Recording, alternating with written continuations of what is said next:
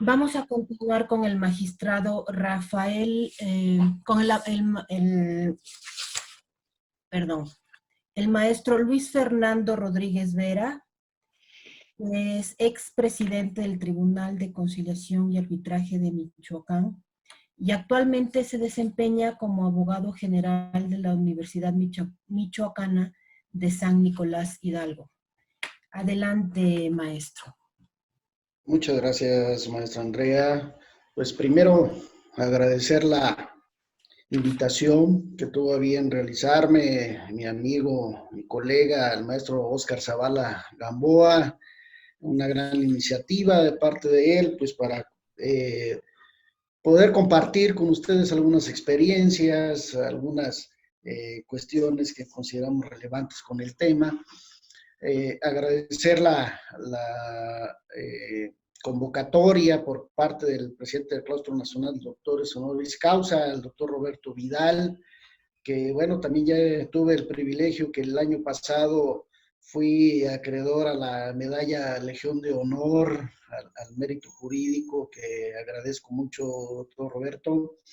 Al licenciado Said Martínez Rebollo, también coordinador académico del Centro de Investigación y Consultoría de Alta Gerencia y Relaciones Gubernamentales. Y por supuesto a la diputada federal Susana Cano González, que es la secretaria de la Comisión de Seguridad Social de la Cámara de Diputados.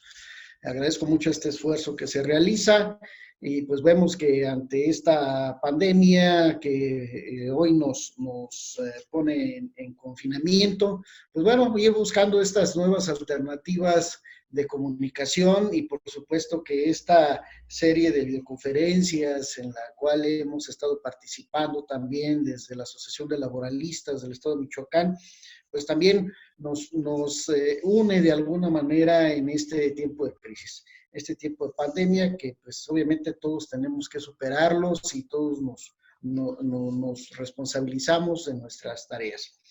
Y bueno, pues agradecerle a todos ustedes, por supuesto a mi amigo el consejero Luis Gerardo de la Peña, que por ahí anda. Muchas gracias por toda participación, mi querido Luis Gerardo. Esperamos pronto también podamos hacer algo adicional. Entonces, permítanme nada más compartirles alguna pantalla, si la pudiera compartir, maestra Andrea, alguna gráfica que quiero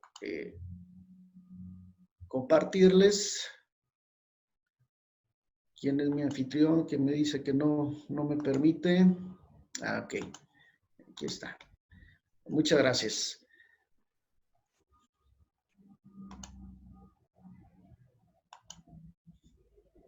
Si le alcanzan a distinguir. Bien, pues comenzamos esta charla pues comentando en primer lugar pues qué es un servidor público. Un servidor público, pues la misma Constitución de la República pues nos indica en el título cuarto sobre las responsabilidades de los servidores públicos, particulares vinculados con faltas administrativas graves o hechos de corrupción y patrimonial del Estado, que nos dice que se reputarán como servidores públicos a los representantes de elección popular, a los miembros del Poder Judicial de la Federación, funcionarios y empleados, y en general a toda persona que desempeñe un cargo o comisión de cualquier naturaleza en el Congreso de la Unión, en la Administración Pública Federal, así como los servidores públicos de los organismos a los que esta Constitución otorga autonomía, quienes serán responsables por los actos u omisiones en que incurran en el desempeño de sus respectivas funciones. De entrada, pues vemos que la Constitución Política de los Estados Unidos Mexicanos, pues no les está otorgando un derecho siquiera en la definición, ¿no? De entrada, pues ya nos dice cuáles son las responsabilidades a las cuales se va a ajustar cualquier persona que desempeñe un cargo o comisión. Entonces, partiendo de ese esquema, pues vemos que no vemos un derecho que pueda ser plenamente reconocido desde esta definición, y de ahí podemos ir desglosando la serie de legislación secundaria que nos puede ir dando otra luz distinta, ¿no? Tenemos, por ejemplo, la ley de los trabajadores al servicio del Estado, la ley federal burocrática, donde nos dice que el artículo 5, que los trabajadores de confianza, pues son aquellos que desempeñan básicamente las funciones de dirección, inspección, vigilancia, manejo de fondos y valores, auditoría, control directo sobre adquisiciones, en almacenes, inventarios, asesoría, consultoría, entre otras. Entonces, de ahí comenzamos con una distinción de lo que es un trabajador de confianza con un trabajador de base.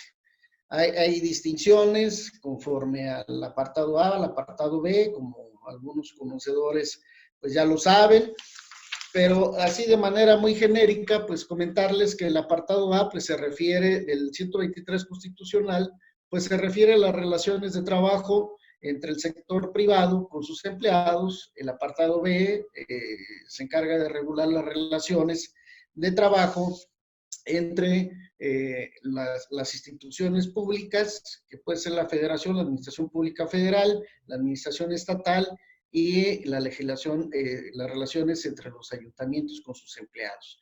Entonces, ahí tenemos esa diferencia. Y aparte, tenemos que los servidores públicos de base de confianza tienen también su distinción. Por su parte, el trabajador de confianza, como así lo ha determinado la legislación mexicana, pues no tiene estabilidad en el empleo. ¿Qué significa esto? Que puede ser removido en cualquier momento, no puede estar en un cargo público de manera indefinida, como puede suceder un empleado que sí tiene estabilidad en el empleo, que pues habrá que distinguir cuál es la categoría, y como bien lo comentaba el magistrado Ubaldo, pues habrá que atender a las funciones reales que desempeñe para poder determinar cuál es ese trabajador de base y cuál es el de confianza. La misma Corte, Suprema Corte de Justicia de la Nación, pues ha determinado que no importa la cuestión de las funciones que desempeñen, el nombramiento, sino que se debe atender a las funciones reales que desempeñe el trabajador en sus funciones, para poder determinar si es un trabajador de base, si es un trabajador de confianza. Por otro lado, el artículo 127 de la propia Constitución, pues es muy claro en el sentido de que los servidores públicos de la Federación, de las entidades federativas y de los propios municipios, de cualquier organismo paraestatal, pues tienen derecho a una remuneración adecuada e irrenunciable. Ese es un derecho que corresponde. Este derecho al salario, pues es una remuneración que debe ser respetada en todo momento, y además no puede ser susceptible de desempeñar un empleo sin tener la justa remuneración, como también atinadamente se precisa en el artículo 5 constitucional. Entonces, para poder desempeñar esas funciones, ese cargo, esa comisión, pues es importante considerar que el salario es una de las prerrogativas que todo servidor público tiene que gozar. Entonces, es conveniente, pues, tener presente que el servidor público sí tiene ese derecho, sobre todo a prestaciones de seguridad social, a las partes proporcionales, en su caso, de aguinaldo, vacaciones, que son las prestaciones irrenunciables, y el derecho al salario. De entrada, pues ahí tenemos que tener una visión de que el derecho a la justa remuneración, pues está garantizado por la propia Constitución. Entonces, pues hemos visto que ahora con la nueva administración del presidente Andrés Manuel López Obrador, pues ha emitido una serie de disposiciones que de alguna manera nos han pues sorprendido en cierto sentido, pero que además considero que han sido necesarias. Básicamente, pues hemos entendido que nuestra realidad social en México, pues un gran lastre que tenemos es la corrupción y por otro lado la cuestión de la impunidad. Habrá que ir viendo que es importante que estas medidas de austeridad, pues a veces han tenido su cierto sentido, su forma de necesidad de poder ajustarnos a esta realidad que nos ocupa. Y entre estas medidas, pues tenemos la Ley Federal de Austeridad Republicana, donde ya se exige una mayor responsabilidad por parte de los servidores públicos. Estamos hablando de personal que se desempeña en la Administración Pública Federal, pero que además esta ley pues también hace extensiva a los organismos públicos constitucionalmente autónomos, tratando de buscar esa visión de esta cuarta transformación, que creo que pues sí es muy necesaria el trabajo probo y honesto de los servidores públicos, pero más que todo pues también debe atender una cuestión de responsabilidad en el ejercicio de la función pública. Esta Ley Federal de Austeridad Republicana pues también pone una serie de medidas y principios ante todo, donde los servidores públicos deben ajustarse a ciertas medidas, el cuidar los presupuestos, cuidar el uso de muebles, inmuebles, dar un trato respetuoso y amable a las personas que solicitan sus servicios, cosa que no tendría que estar en una ley. Pues es una cuestión de sentido común que si eres servidor público, pues obviamente tienes que brindar un servicio de calidad a la ciudadanía. Tienes que otorgar tu mayor esfuerzo porque, bueno, al menos la experiencia que hemos tenido en algunos cargos públicos, pues obviamente que es un honor servir a la ciudadanía. Entonces, esta ley de austeridad republicana, pues impone, como les digo, algunos lineamientos a los cuales tienen que sujetarse los servidores públicos, pero que por razones éticas considero que ya tenían que haberse sujetado sin necesidad de existir una ley que así lo dispusiera. Entonces, por ejemplo, tenemos el caso de que tienen prohibido recibir con motivo del desempeño de su empleo, cargo o comisión cualquier tipo de pago, regalo, dádiva, viaje o servicio que beneficie a su persona o a sus familiares hasta el 4º grado por consanguinidad o afinidad. Imagínense ustedes si realmente todos los servidores públicos fueran honestos en el ejercicio de sus empleos, pues no habría necesidad de estar regulando en una ley en la cual se tiene que sujetar por fuerza, ¿no? Digo, creo que todos en el ejercicio de nuestra profesión, pues debe prevalecer también una ética profesional en la cual tenemos que guiarnos por un sentido común, que es sobre todo tratar de brindar un servicio de calidad hacia la ciudadanía. Finalmente, comentarles que pues tenemos un decreto que se publicó el 23 de abril, es muy reciente con motivo de toda esta cuestión de la pandemia que estamos en este momento padeciendo, pues donde el presidente de la República propone mediante este decreto la aplicación urgente y categórica de algunas medidas. Entre ellas, lo que involucra el tema que nos ocupa, pues es que primero nos dice que no habrá incremento de personal, no será despedido ningún trabajador.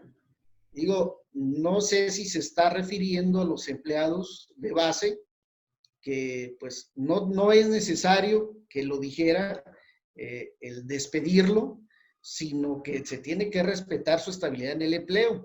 Entonces, no hay necesidad de decir, no te voy a despedir por motivo de esta pandemia. Simplemente es la suspensión de la relación de trabajo y te vas a tu casa atendiendo a que tienes que resguardarte, ¿sí? Entonces, no hay necesidad de ser tan explícitos, pero bueno, lo dejo en la mesa para que pues también lo consideren, ¿no? Nos dice que de forma voluntaria se reducirá el salario de los altos funcionarios públicos.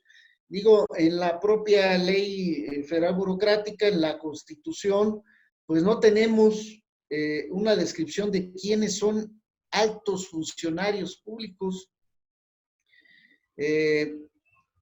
Podemos entender que se trata, pues, de los altos mandos, quienes son los que están al frente de las secretarías, al frente de alguna dependencia, que sean titulares, pero realmente no tenemos una definición de quiénes son esos altos funcionarios públicos, que en este momento pues habrá que ir previendo quiénes son los que serán dentro entran en esa categoría, que bueno, pues también nos indica este propio decreto que se reducirá el salario en un 25% de manera progresiva.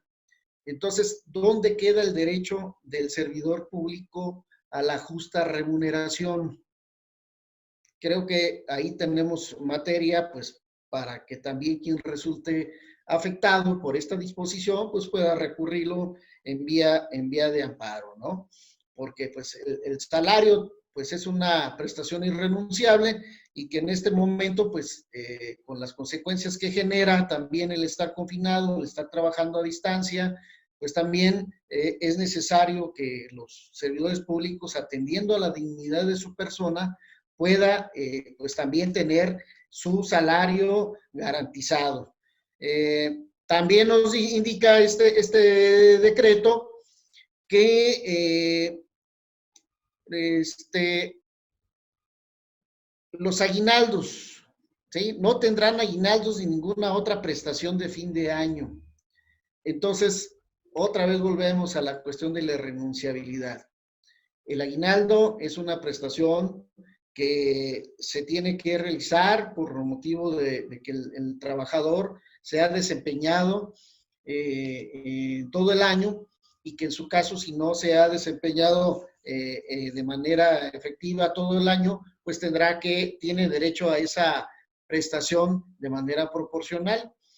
Entonces, aquí tenemos también una franca violación a ese derecho que se considera irrenunciable y que de alguna manera, pues estos decretos van más allá de la propia Constitución, en los cuales, pues obviamente que está transgrediendo un derecho hacia los servidores públicos a los que tienen esa prerrogativa.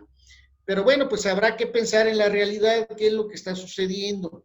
Imagínense ustedes un secretario de Estado, un director de área que maneja recursos, que tiene a su disposición presupuestos, pues qué es lo que va a suceder con esta reducción de salarios, esta reducción de prestaciones. Digo, pensemos un poquito a la mexicana, como normalmente sucede. El hecho de que no tengan una justa retribución puede prestarse a que el servidor público incurra en actos de corrupción. Y eso es lo que se pretende evitar. Creo que con estas medidas, lejos de beneficiar, que a lo mejor el fin es justificado en el sentido de que se tiene que destinar el mayor ahorro para programas sociales o para enfrentar esta pandemia, pero también no sacrificando a los trabajadores, en este caso pues a los servidores públicos. Pero como les comento, un secretario de Estado que tiene a su disposición el presupuesto, que lo puede ejercer de manera discrecional, que puede justificar gasolinas, que puede justificar alimentos para sus reuniones y demás, pues también tendrá posibilidad de poder desviar un poco de ese recurso hacia uso personal, para tratar de compensar la disminución de salario, para poder compensar la disminución de sus percepciones, y eso pues es lo que se trata de evitar. Creo que si realmente tuviéramos funcionarios públicos probos, pues esto sería innecesario, pero creo que estas medidas pues van más allá del derecho a la dignidad del propio trabajador. Y creo que también como servidores públicos, pues también debemos de tener esa dignificación del servicio que prestamos. Entonces, pues dejo hasta el momento el espacio, agradecerle su atención y pues estaré atento a posibles preguntas. Muchas gracias. Muchas gracias, maestro Luis Fernando Rodríguez. Principalmente destaco de su intervención, pues estas ley de austeridad y estas reducciones salariales que pueden llegar a violentar severamente el derecho a la justa remuneración garantizado por la Constitución, que será un tema que también tenemos algunas preguntas y